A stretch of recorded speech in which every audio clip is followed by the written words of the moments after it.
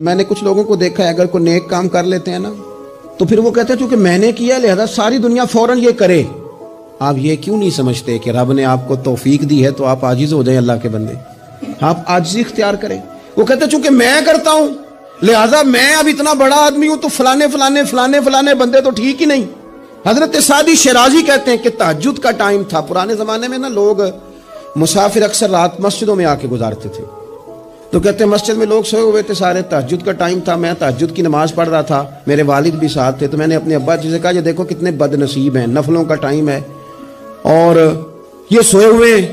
تو فرماتے ہیں میرے والد کہنے لگے کاش تو بھی سویا ہی رہتا، لوگوں کے کپڑے تو نہ پھاڑتا۔ او خدا کے بندے اگر تو نے پڑھی ہے تو تیرا اور رب کا رشتہ ہے، اس کی بنیاد پر تو دوسروں کو حقیر جاننے لگ گیا ہے۔ علم پڑھے دا مان نہ کریے ماتا کی میں پڑھیا، او جبار کہار کہاوے متے روڑ دے میں دودھ کڑیا۔